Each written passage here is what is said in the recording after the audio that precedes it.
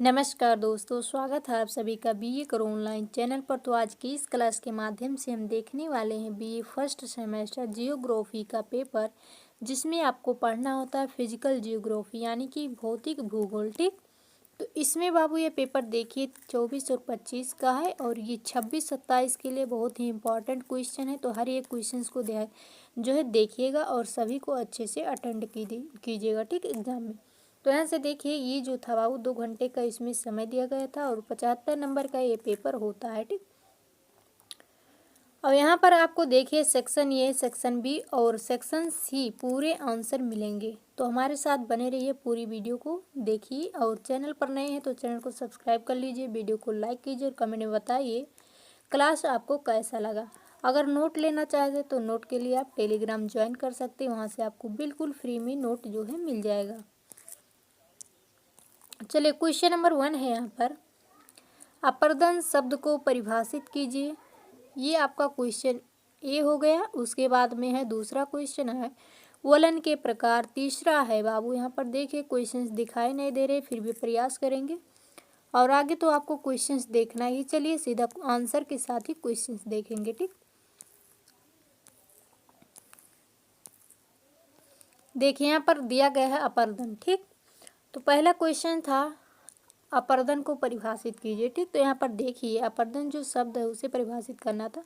तो यहाँ पर आपको अपर्दन आंसर जो लिखना है उसमें हेडिंग करना है। उसके बाद में यहाँ पर देखिए लिखना, अपर्दन सतही प्रक्रियाओं जैसे जल प्रवाह या हवा की क्रिया है जो पृथ्वी की पपड़ी पर एक स्थान से मिट्टी, चट्टान या घुली हुई सामग्री को हटाती है और फिर से इसे दूसरे स्थान पर ले जाती है। जहाँ यह जमा हो जाती है वह अपक्षय से अलग है, जिसमें चट्टानों का विघटन होता है लेकिन सामग्री का स्थान परिवर्तन नहीं होता है। मोस्ट इम्पॉर्टेंट क्वेश्चन है, इसे जो है ध्यान से देखिएगा और रिपीट करते चलिएगा रिवीजन के साथ। ठीक, तो दूसरा क्वेश्चन आपका यहाँ पर देखिए वलन के प्रकार। तो वलन कितने प्रकार के होते हैं ये बाबू देखिए, यहाँ पर जो प्रकार होंगे उन्हें अच्छे से देखेंगे। अगर जो है आपको पॉइंट टू पॉइंट एग्जाम में ऐसे लिखेंगे तो आपको पूरा का पूरा नंबर मिलेगा। ठीक, तो वलन के प्रकार यानी कि टाइप्स ऑफ फॉल्ट्स। ठीक, तो वलन के प्रमुख प्रकारों में सममित वलन यहाँ पर देखिए, सममित वलन यहाँ पर है, असममित वलन, फिर है एकनत वलन, फिर अपनत वलन, फिर अभिनत वलन और यहाँ पर दिया गया है शयान वलन भी इसमें जो है शामिल है। ठीक, तो इन चीज़ों को पॉइंट टू पॉइंट याद रखिएगा। अगला क्वेश्चन स्थानीय पवन। स्थानीय पवन क्या होता है चलिए देखते हैं। तो स्थानीय पवनें वे हवाएं हैं जो एक छोटे भौगोलिक क्षेत्र में चलती हैं और स्थानीय तापमान व दबाव की स्थिति से प्रभावित होती हैं। इनके उदाहरणों में लू भारत, चिनूक उत्तरी अमेरिका और मिस्ट्रल यूरोप शामिल है। इसमें ये जो है बाबू लू जो होता है इस जगह पर जो है देखने को मिलता है। भारत में भी चिनूकू उत्तर अमेरिका में है और मिस्ट्रल जो है यूरोप में है बाबू, ध्यान रखिएगा। चलिए क्वेश्चन नंबर अगला है आपका वायु राशि। तो वायु राशि होता क्या है? वायु राशि यानी कि यहाँ पर देखिए वायु राशि वायुमंडल का एक विशाल सजातीय आयतन है जिसमें तापमान और नमी की मात्रा क्षैतिज रूप से समान होती है। ये अपने स्रोत क्षेत्र की विशेषताओं को धारण करती हैं जैसे कि उष्ण कटिबंधीय या ध्रुवीय। ठीक, क्वेश्चन नंबर अगला है जैविक उत्तराधिकार। तो जैविक उत्तराधिकार जो होता है इसे हम देखेंगे। जैविक उत्तराधिकार समय के साथ एक पारिस्थितिकी तंत्र में प्रजातियों की संरचना में होने वाले क्रमिक और पूर्वानुमानित परिवर्तनों की प्रक्रिया है। यह नग्न भूमि या जल में शुरू होता है और एक स्थिर चर में समुदाय में समाप्त होता है। ठीक, अगला क्वेश्चन है बायोम। तो बायोम ये भी आपका मोस्ट इम्पॉर्टेंट क्वेश्चन है। बायोम जो होता है ये पूछा गया क्वेश्चन है। ठीक, तो बायोम एक बड़ा क्षेत्रीय पारिस्थितिकी तंत्र है जिसकी विशेषता विशिष्ट प्रकार की वनस्पति, जलवायु और वन्य जीव हैं। प्रमुख है बायोम में टुंड्रा, टैगा, उष्णकटिबंधीय वर्षावन, घास के मैदान और रेगिस्तान भी इसमें शामिल हैं।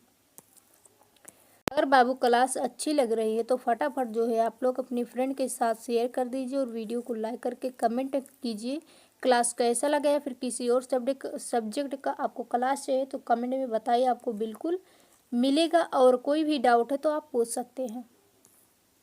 क्वेश्चन नंबर अगला है प्रतिचक्रवात। तो प्रतिचक्रवात क्या होता है?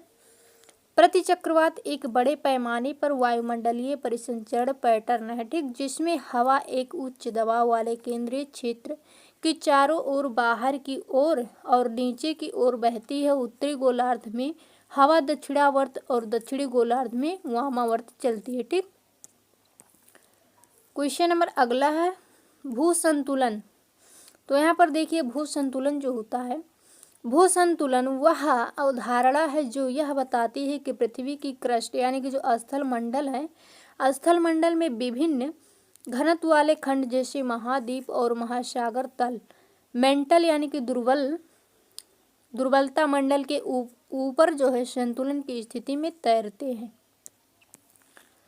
क्वेश्चन नंबर अगला है वर्षा के प्रकार। तो बाबू जो रेनफॉल होते हैं इनके कितने टाइप है, चलिए देखते हैं। वर्षा के मुख्य प्रकार हैं, कौन कौन से प्रकार हैं इन्हें भी देखते हैं। पहला तो हो गया संवहनीय वर्षा, इसमें जो है गर्म नम हवा के ऊपर उठने और ठंडी होने से होती है वर्षा जो होती है। दूसरा है पर्वतीय वर्षा, जब हवा को पहाड़ों के ऊपर उठने के लिए मजबूर किया जाता है, पर्वतीय वर्षा होती है, ठीक। उसके बाद में चक्रवाती या वाताग्री वर्षा, तो जब गर्म और ठंडी हवा के द्रव्यमान मिलते हैं तो वाताग्री या फिर चक्रवाती वर्षा होती है। क्वेश्चन नंबर अगला है महासागरीय निक्षेप। तो महासागरीय जो निक्षेप होते हैं, ये महासागरीय निक्षेप समुद्र तल पर जमा सामग्री है। इन्हें मोटे तौर पर स्थलीय भूमि से प्राप्त किया जाता है, जैसे कि यहाँ पर देखिए ज्वालामुखी, ब्रह्मांडीय और जैविक जीवों से प्राप्त निक्षेपों में वर्गीकृत किया जाता है। दूसरा अपक्षय को परिभाषित करें, विभिन्न प्रकार के अपक्षय के बारे में चर्चा करें। तो यहाँ पर इसका आंसर लिखेंगे, उत्तर है बाबू अपक्षय वायुमंडल पानी और जैविक एजेंटों के साथ सीधे संपर्क के माध्यम से चट्टानों, मिट्टी और खनिजों को तोड़ने की प्रक्रिया है। यह एक मौलिक भूवैज्ञानिक प्रक्रिया है जो पृथ्वी की सतह को आकार देती है। फिर है अपक्षय के विभिन्न प्रकार। तो अपक्षय के विभिन्न प्रकार कौन कौन से हैं, चलिए देखते हैं। पहला तो हो गया यहाँ पर देखिए भौतिक या यांत्रिक अपक्षय। इस प्रकार में चट्टानों को उनकी रासायनिक संरचना में परिवर्तन किए बिना यांत्रिक रूप से छोटे टुकड़ों में तोड़ा जाता है। प्रमुख प्रक्रियाओं में फ्रॉस्ट बेजिंग, पानी का जमना या दरारों में फैलना, एक्सफोलिएशन, दबाव मुक्त होने के कारण चट्टान की बाहरी परतें जो होती हैं उखड़ जाती हैं, और अपघर्षण, चट्टानों का एक दूसरे से घिसना शामिल होता है इसमें, ठीक। फिर है रासायनिक अपक्षय। तो रासायनिक अपक्षय में देखिए इसमें चट्टानों जो होती हैं और खनिजों की रासायनिक संरचना में परिवर्तन शामिल होता है। सामान्य प्रक्रिया में शामिल है, ठीक।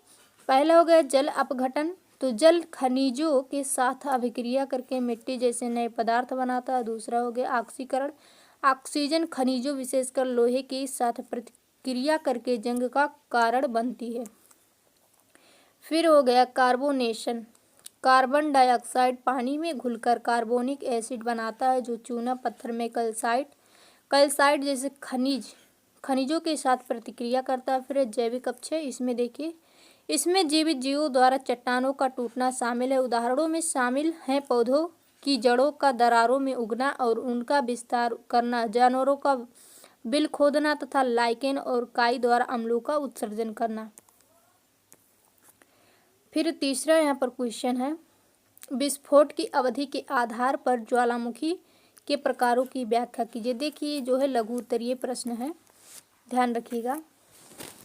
तो यहाँ पर इसका आंसर होगा ज्वालामुखियों को उनकी आवृत्ति या विस्फोट की अवधि के आधार पर 3 मुख्य प्रकारों में वर्गीकृत किया जाता है। जैसे यहाँ पर देखिए सक्रिय और निष्क्रिय, सक्रिय, निष्क्रिय और विलुप्त। तो पहले देखेंगे सक्रिय ज्वालामुखी। सक्रिय ज्वालामुखी वो ज्वालामुखी होते हैं हैं जो हाल ही में फटे या वर्तमान में फट रहे हैं। इनमें अशांति के संकेत दिखाई दे रहे हैं, जैसे भूकंपीय गतिविधि या गैस उत्सर्जन, तथा निकट भविष्य में इनके पुनः फटने की आशंका है। उदाहरणों में इटली में माउंट एटना और हवाई में किलाउ शामिल हैं। ठीक, दूसरा है प्रसुप्त ज्वालामुखी। ये ज्वालामुखी जो होते हैं लंबे समय से नहीं फटे लेकिन भविष्य में फिर से फट सकते हैं। वे मूलतः सोए हुए हैं लेकिन फिर भी उनमें सक्रिय होने की क्षमता है। जापान में माउंट फूजी को एक सुप्त ज्वालामुखी माना जाता है। फिर है विलुप्त ज्वालामुखी। तो विलुप्त ज्वालामुखी इन्हें जो है मृत ज्वालामुखी माना जाता है। जिनके पुनः फटने की संभावना नहीं होती, उनकी मैग्मा आपूर्ति सामान्यतः बंद हो चुकी है तथा उनमें गतिविधि के कोई संकेत नहीं दिखते। स्कॉटलैंड में एडिनबर्ग कैसल एक विलुप्त ज्वालामुखी पर बना है। क्वेश्चन नंबर 4 है महासागरीय धाराओं के निर्माण के लिए उत्तरदायी कारकों की विस्तार से व्याख्या कीजिए। तो यहाँ पर देखिए आंसर जो है, महासागरीय धाराएं मुख्यतः कारकों के संयोजन से संचालित होती हैं जिन्हें मोटे तौर पर प्राथमिक बलों जैसे कि आरंभ और द्वितीयक बलों संशोधन में वर्गीकृत किया जा सकता है। तो यहाँ पर देखिए महासागरीय धाराओं के निर्माण के लिए जिम्मेदार प्राथमिक कारकों में शामिल है सौरतापन, पवन। तो पहले देखेंगे सौरतापन होता क्या है। सौरतापन द्वारा पृथ्वी की सतह के असमान तापन से महासागरीय जल के तापमान और घनत्व में अंतर उत्पन्न होता है। भूमध्य रेखा पर गर्म पानी फैलता है और कम घना होता है, जबकि ध्रुवों पर ठंडा पानी अधिक घना होता है, जिससे बड़े पैमाने पर परिसंचरण पैटर्न यानी कि थर्मोहेलिन बनता है। दूसरा है पवन। तो पवन जो होता है ये सतही महासागरीय धाराएं हैं जो कि मुख्यतः महासागर की सतह पर बहने वाले प्रचलित पवनों द्वारा संचालित होती है। हवा और पानी के बीच घर्षण सतही जल को धकेलता है, जिससे गल्फ स्ट्रीम और कुरोशिया धारा जैसी धाराएं उत्पन्न होती हैं। गुरुत्वाकर्षण है बाबू, यहाँ पर देखिए गुरुत्वाकर्षण जो है सघन ठंडे पानी को कम सघन गर्म पानी के नीचे डुबोकर और प्रवाहित करके तथा जमाव वाले क्षेत्रों जैसे कि हवा या ज्वार के कारण से पानी को नीचे की ओर जो खींचकर भूमिका निभाता है। ठीक, फिर देखिए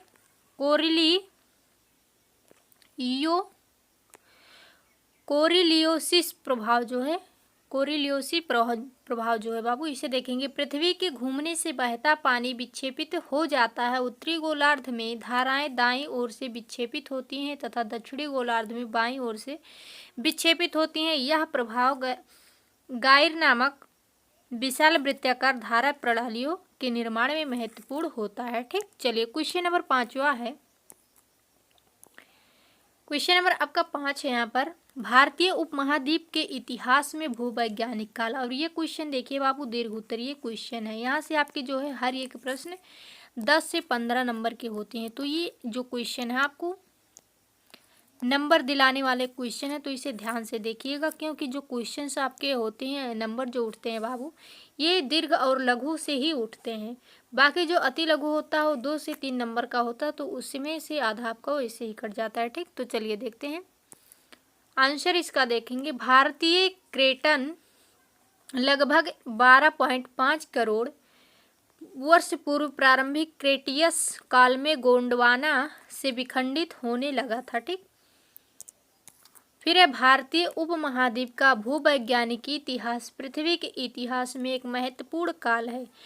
भारतीय क्रेटन यानी कि महाद्वीपीय भूभाग पहले गोंडवाना नामक महाद्वीप का हिस्सा था। लगभग 12.5 करोड़ वर्ष पूर्व यानी कि पहले प्रारंभिक क्रेटियस काल जो है बाबू यहाँ पर देखिए महाद्वीप टूटने लगा और भारतीय प्लेट उत्तर की ओर यूरेशियन प्लेट की ओर खिसक गई। यह गति किसी भी जो है ज्ञात प्लेट जैसे कि जो ज्ञात प्लेट होती है सबसे तेज गति में एक थी। ठीक, फिर यहाँ पर देखिए क्वेश्चन नंबर 6 है आपका, अपर्दन चक्र की अवधारणा का वर्णन कीजिए। तो इसका आंसर देखिएगा ध्यान से, बारीकी से हर एक क्वेश्चन को देखिएगा, क्योंकि ये आपकी जो है महत्वपूर्ण क्वेश्चन है। ठीक, तो यहाँ पर आंसर देखिए, अपर्दन चक्र की अवधारणा एक भू आकृतिक मॉडल है जो एक दृश्य भूदृश्य के विकास का वर्णन करता है।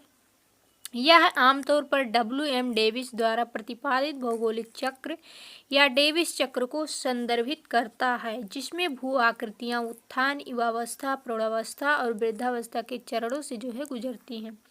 तो यहाँ पर देखिए दिया गया है उत्थान। उत्थान में देखेंगे भूमि का उत्थान होता है। युवावस्था में देखें नदियाँ घाटियों को गहराई तक काटती हैं। क्या करती हैं? युवावस्था में जो होती हैं नदियाँ जो होती हैं घाटियों को गहराई तक काटती हैं। प्रौढ़ावस्था में पार्श्व अपरदन हावी हो जाता है, जिससे व्यापक घाटियाँ और बाढ़ के मैदान बनते हैं। वृद्धावस्था में परिदृश्य एक समतल पेनेप्लेन में बदल जाता है। चलिए क्वेश्चन नंबर 7 है, पृथ्वी की उत्पत्ति की ज्वारीय परिकल्पना। अब इसका आंसर देखिएगा, मोस्ट इम्पॉर्टेंट क्वेश्चन है। पृथ्वी की उत्पत्ति की ज्वारीय परिकल्पना जेम्स जीन्स और हेरोल्ड जेफरीज द्वारा प्रस्तावित एक सिद्धांत है। तो इसका आंसर देखते हैं। इस सिद्धांत के अनुसार एक बड़ा भटकता हुआ तारा सूर्य के करीब से गुजरा। तारे की गुरुत्वाकर्षण बल ने सूर्य की सतह सामग्री का एक फिलामेंट या ज्वार खींच लिया। यह फिलामेंट बाद में ठंडा होकर ग्रहों और पृथ्वी में संघनित हो गया।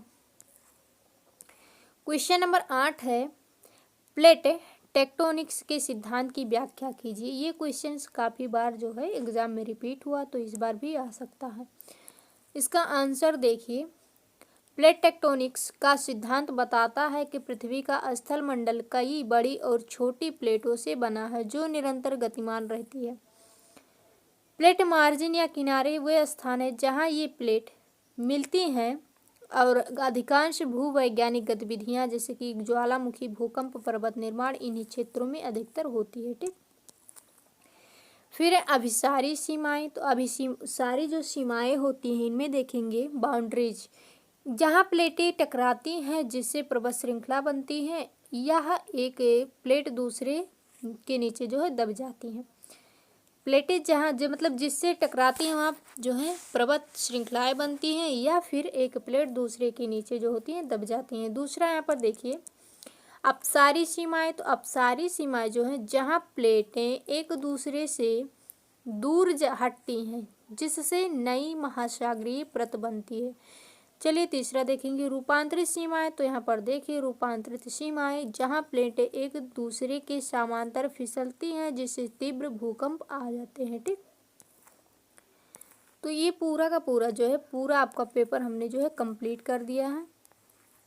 तो इस क्लास को पूरा देखिए और हर एक क्लास जो है बाबू इसी तरह से आती रहती है, तो हमारे इस चैनल को फटाफट सब्सक्राइब कर लीजिए अगर जो सब्सक्राइब नहीं किए हैं, और वीडियो को लाइक कीजिए और शेयर कीजिए दोस्तों के साथ, और कमेंट में बताइए क्लास आपको कैसा लगा। ठीक, चलिए मिलते हैं नेक्स्ट क्लास में, तब तक के लिए जय हिंद, जय भारत, बेस्ट ऑफ लक।